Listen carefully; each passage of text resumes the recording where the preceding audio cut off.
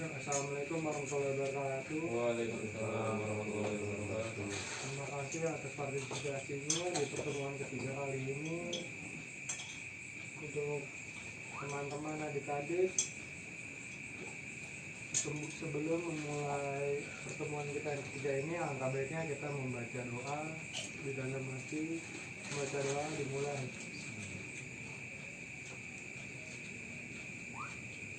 Selesai. Ya, melanjutkan materi yang kemarin, materi soal masuknya agama Islam di Indonesia. Kali ini kita akan membahas di mana kerajaan Islam ada di Indonesia.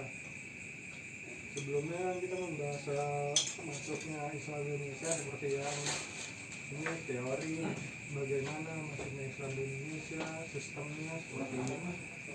Penyebaran mereka ada yang melewati perdagangan, melewati perkawinan dan lain-lain. Nah, di subbab kali ini soal kerajaan Islam di Indonesia, yang pertama itu ada Kerajaan Samudra Pasai.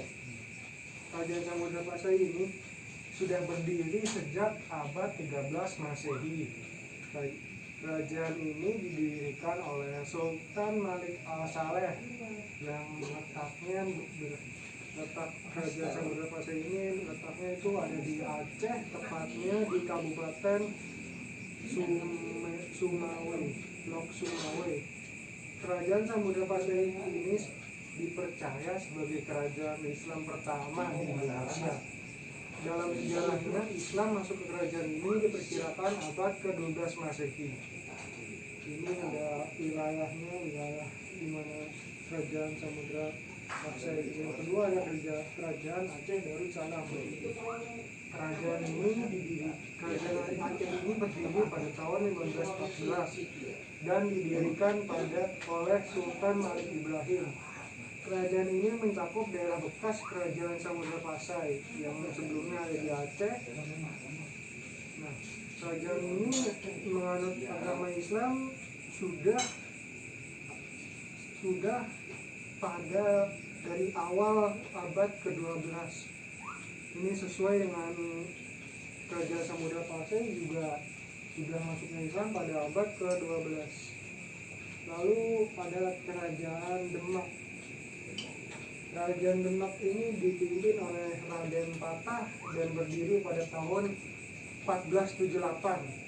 Memiliki daerah kekuasaan di daerah Demak. Kerajaan Demak ini merupakan kerajaan Islam pertama di Pulau Jawa. Ya, kerajaan ini dipercaya telah masuk atau telah berorientasi pada kebudayaan dan agama Islam sejak Raden Patah itu sendiri yang mendirikan Kerajaan Demak, yaitu tahun 1478 Masehi. Yang ketiga ada Kerajaan Islam Pajang. Kerajaan Islam Pajang ini didirikan oleh Jaka Tingkir atau Sultan Adiwijaya pada tahun 1568. Daerah kekuasaannya sendiri melingkup daerah bekas Kerajaan Demak dan sebagian daerah Jawa Tengah. Sama seperti Kerajaan Demak yang sebelumnya, kerajaan ini sudah memeluk Islam sejak tahun 1478. Yang kelima ada Kerajaan Islam Mataram, didirikan oleh Suto Wijoyo pada tahun 1586. Kerajaan ini telah terletak di Kota Gede sebelah tenggara kota Yogyakarta. Kerajaan ini merupakan bekas dari Kerajaan Islam Pajang yang sebelumnya didirikan oleh Jaka Tingkir dan Demak yang mayoritasnya beragama Islam sejak tahun 1478. Jadi Kerajaan Islam Mataram ini kelanjutan dari Kerajaan Islam Demak dan Kerajaan Islam Pajang. Keenam ada Kerajaan Islam Cirebon. Kerajaan Islam Cirebon ini berdiri pada tahun 1430 oleh Raden Fatahillah. Kekuasaannya meliputi sebagian Jawa Barat. Dipercayai bahwa Islam telah ada sejak dibentuknya kerajaan ini. Yang ketujuh ada Kerajaan Islam Banten, didirikan oleh Maulana Hasanuddin pada tahun 1526 di Banten. Kerajaan ini berwilayah di bekas Kerajaan Cirebon, wilayah Banten hingga membentang wilayah Lampung. Kerajaan ini telah memeluk Islam semenjak tahun 1430. Yang kedelapan ada Kerajaan Islam Banjar. Kerajaan Islam Banjar didirikan oleh Raden Samudra pada tahun 1520. Sejak letak kerajaan ini ialah di sebagian provinsi Kalimantan Selatan.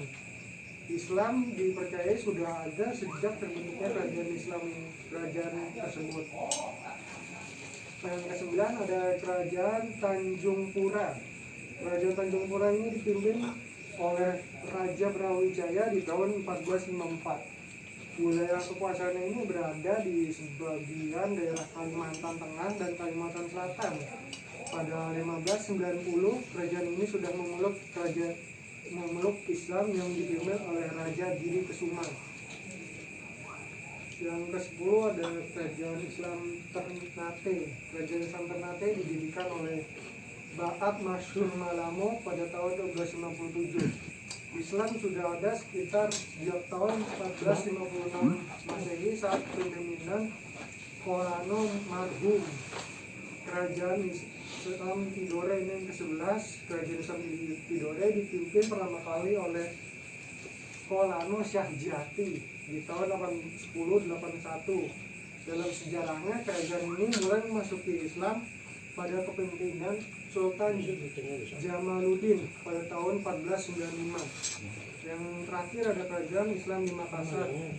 Kerajaan Islam Makassar ini pertama kali dipimpin oleh Sultan Alauddin pada tahun 1591. Dalam sejarahnya kerajaan ini sudah memeluk Islam sejak pertama kali dibentuk. Lalu ada ini para penyebar Islam di Nusantara, yaitu Wali Songo. Wali Songo ini memiliki peran dalam penyebaran Islam. Nah, Wali Songo sendiri adalah sebuah majelis dakwah yang pertama kali didirikan oleh Sunan Gresik Maulana Malik Ibrahim pada tahun 1404 Masehi atau 808 Hijriah. Para Wali Songo ini adalah para pembaharu masyarakat pada masanya. Pengaruh mereka ini terasakan dalam beragam bentuk manifestasi peradaban baru masyarakat Jawa. Peradaban sosial masyarakat Jawa, mulai dari kesehatan, bercocok tanam, perniagaan, kebudayaan, kesenian, kemasyarakatan hingga kepemerintahan. Adapun mereka para Wali Songo tersebut adalah Sunan Gresik atau Maulana Malik Ibrahim, Sunan Ampel, Raden Rahmat, Sunan Bonang atau Raden Magdum Ibrahim, Sunan Derajat atau Raden Kasim, Sunan Kudus yaitu Syekh Jafar Syid Sabit, Sunan Giri yaitu Raden Paku atau Ainul Yakin, Sunan Kalijaga yaitu Raden Sahid, Sunan Muria itu Raden Umar Syahid, yang terakhir Sunan Gunung Jati atau Syarif Hidayatullah. Nah, Wali Songo ini berdiri berkaitan dengan penyebaran dakwah Islamiyah di tanah Jawa. Jadi sukses gemilangnya itu tercatat dengan tinta emas yang didukung penuh oleh Kesultanan Demak. Yaitu apalagi agama Islam ini kemudian dianut oleh sebagian besar masyarakat Jawa karena peranan Wali Songo tadi, mulai dari perkotaan, perdesaan sampai ke pegunungan. Berikut ini beberapa peran mereka dalam penyebaran agama Islam di tanah Jawa, yaitu sebagai pelopor penyebar luasan agama Islam kepada masyarakat yang belum banyak mengenal ajaran Islam. Itu lalu ada sebagai pembela dan mengembang agama Islam di masa ini. Lalu sebagai orang-orang yang ahli di bidang agama Islam. Lalu ada sebagai penasehat raja dalam mempermudah penyebaran agama Islam. Lalu sebagai kiai atau pemimpin agama Islam di daerah penyebarannya masing-masing. Ini ada gambar-gambar peninggalan peradaban Islam di Indonesia. Yang pertama adalah makam Sultan Malik Al-Saleh. Lalu ada gambar gedung Masjid Raya Baitur Rahman dan Masjid Agung Demak. Lalu ada Masjid Laweyan, Ini ada serapan surat sastra Gading karya Sultan Agung. Ini peninggalan Kerajaan Islam Mataram. Lalu ada Masjid Agung Cipta Rasa, ada bawahnya Masjid Agung Banten. Yang lalu ada apa lagi? Masjid Sultan Sumaria, peninggalan Kerajaan Islam Banjar. Ada Istana Mulia Karta, peninggalan Kerajaan Tanjungpura. Ada Masjid Jami Sultan Ternate. Di bawahnya Istana Kie, yaitu peninggalan Kerajaan Islam Tidore. Dan yang terakhir ada Masjid Kakangka, peninggalan Kerajaan Islam di Makassar. Ya, dari bab materi ini kurang lebihnya mohon maaf. Mungkin ada yang dipertanyakan, ada yang ingin disanggah. Nggak ada ya, mungkin sudah mengerti, sudah diajari di sekolah. Kurang lebihnya mohon maaf. Assalamualaikum warahmatullahi wabarakatuh.